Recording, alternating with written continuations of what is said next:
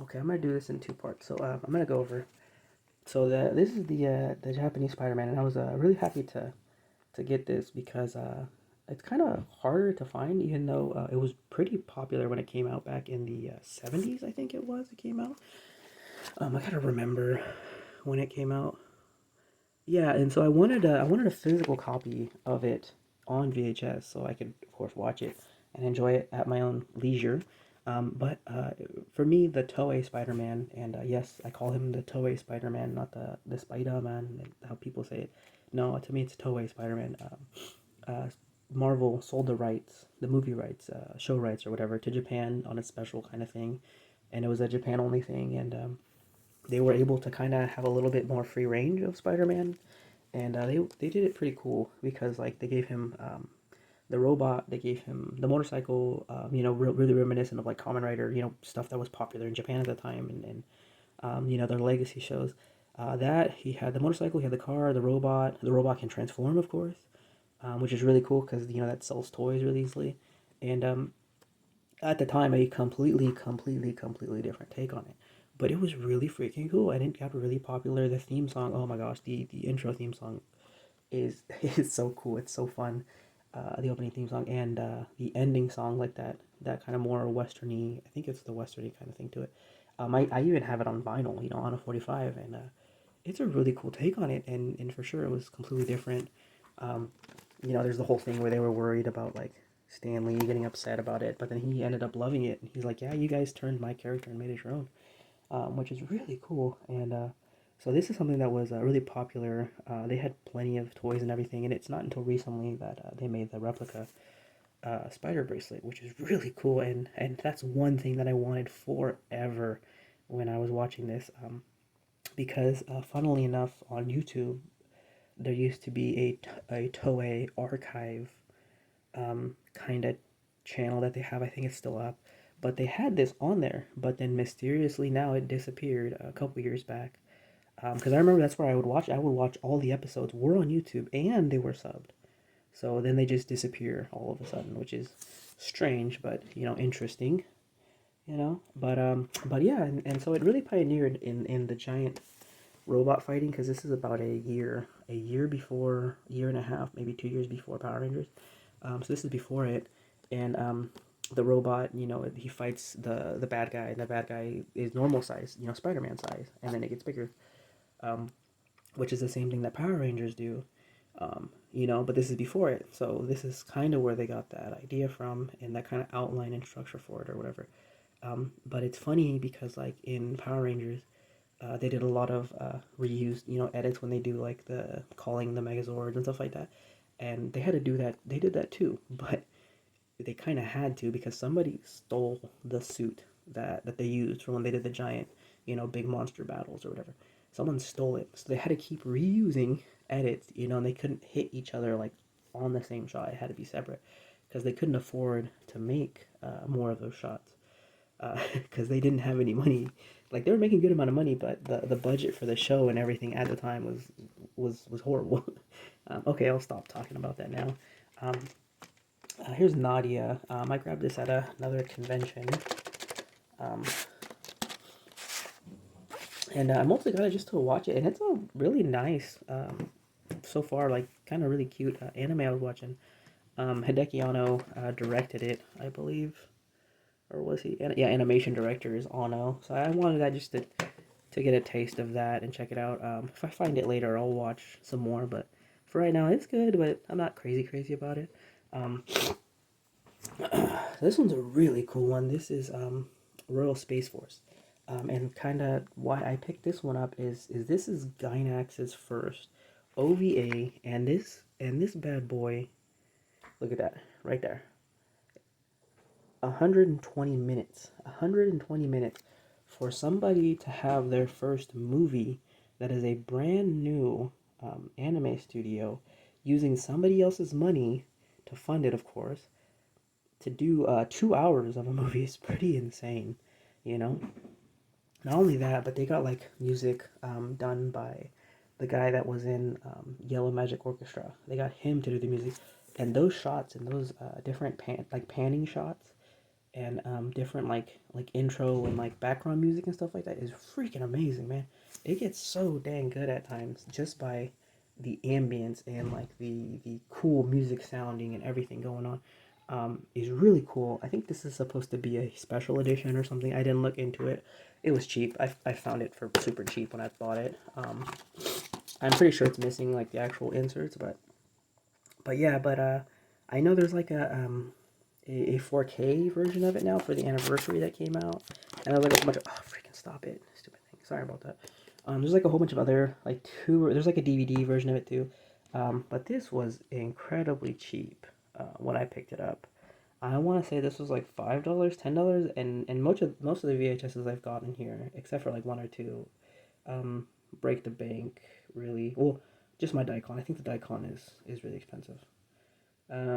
But the other ones, I don't think anything besides Daikon is over $20 in this whole selection of stuff I got here.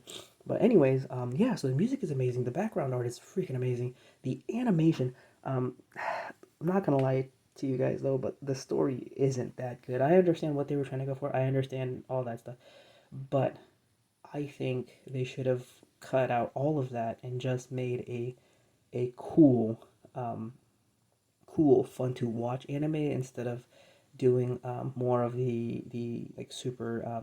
They get into politics. They get into like what's the meaning of this, what's the meaning of that, what's the importance of, like, they get into that kind of stuff, which is cool and interesting, and I understand that. But the best shots of this movie by far, hands down, are like the plane scenes when the planes are like flying through the air and doing all that kind of stuff. They just look so lifelike. They feel, there's so much volume to it. There's so much like dynamic dynamicness, if that even makes sense, to how the planes move, like how they move in the air. They just look so absolutely freaking cool. In the opening shot, there's a really sick shot of a jet like launching off of a plane carrier. I forgot they were called, those boats that carry all the planes.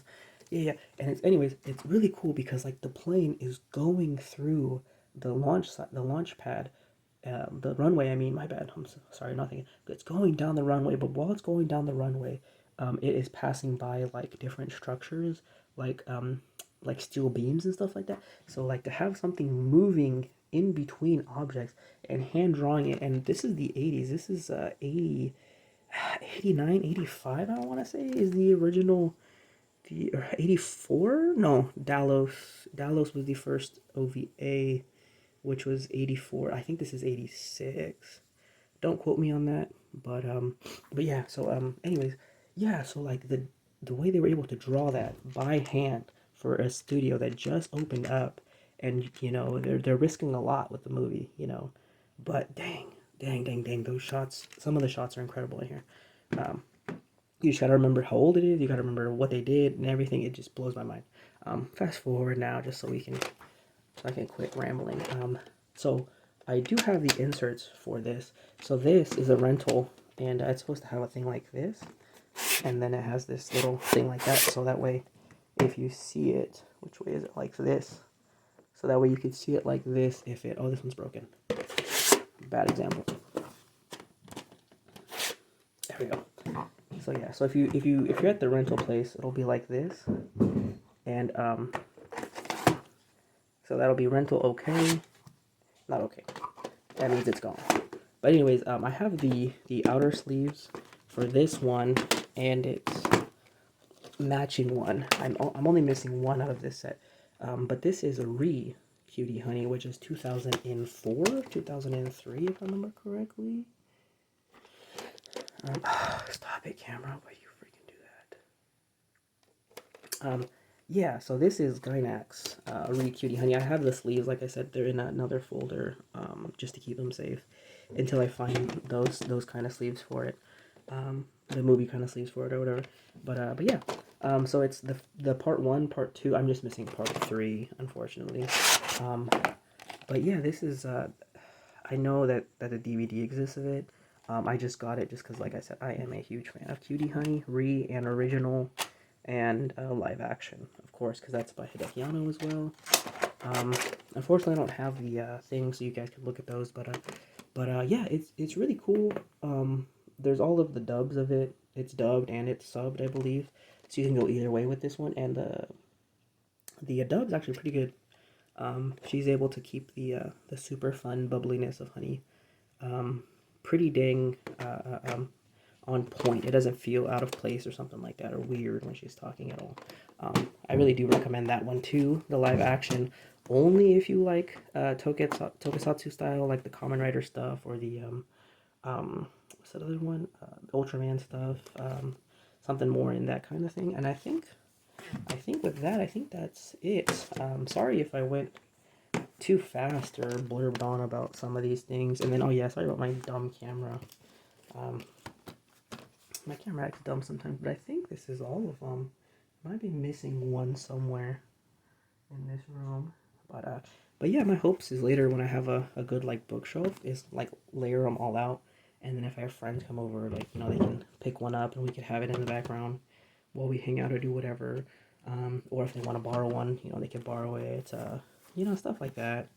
And then like some of the stuff, like some of the stuff sucks. Like to watch Yasura Yasura, the original one, dubbed and stuff is really hard to find because nobody picked it up, even though it is so freaking good. I freaking love that thing. Something like Galeforce, you really don't see that anywhere. Like, you know, streaming platforms really don't have that. Tsukibon Deka stuff, not really popular in America because it never was really shown in America. I could show you Kill la Kill and you enjoy that, but like the kind of like where some of the ideas and some of the theming comes from, not really a lot of people care about that too much or interested in that or know even about it.